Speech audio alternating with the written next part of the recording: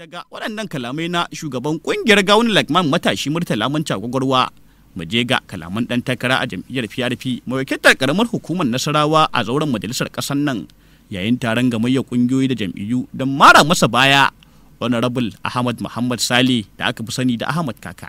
Muna gode wa Allah, muna gode wa al'ummar Nasarawa da Allah ya sa kan mage ya waye, kan al'umma ya waye cewa suna ganin cewa wannan lokaci ba lokaci bane da za a yi jam'iyya ba, lokaci ne da za a yi cancanta, saboda mutane ne mabambanta daga jam'iyyu kala-kala da kuma ƙungiyoyi kala-kala suka hada wannan taro, daga NNPP ne, APC, PDP, kowa zaka ji yayin da aka kirawo jam'iyyarsa zai faɗi gwarzon shi a sama, amma idan aka zo linta zai ce sai Ahmad Kaka. To wannan muna gode wa Allah da wannan da mutane har suka gane cewa lokaci yayi, kuma dama daga Nasarawa ake fara daukar city, saboda mu Nasarawa wayayin mutane ne, mun san Allah kuma mun san hukuncen Ubangiji, kuma muna yin komai ne saboda Allah kafin jam'iyya. A wannan taro kusan kai kadai ne in aka kira sai a ce kaka a karamar hukumar Nasarawa, wanda yake nuna cewa shi kaka ya fi kowa cancanta a karamar hukumar Nasarawa. Ni ba zan iya cewa komai ba, sai dai in ce al'umma su ne za su yi alƙalanci. Iyaka abin da ka gani, kana ganin ɗaruruwan mutane yadda suka haɗu, wasu da jajayen huluna, wasu da baƙaƙen huluna an sa G&G, wasu da korayen hula an sa Peter Obi, wani ba wasu da hula koriya da fara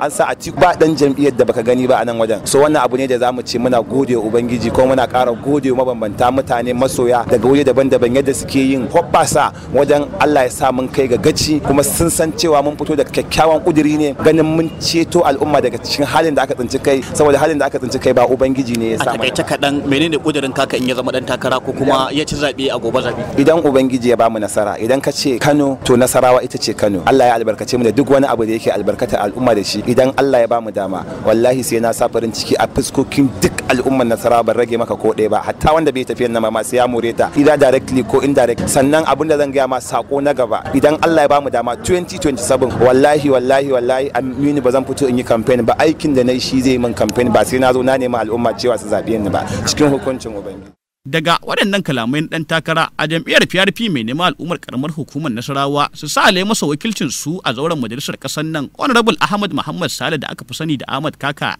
sarkin yakin neman zaben sa ne Aminu Noti da aka ya shigo cikin shirin tare da ƙarin haske kan wancan taro.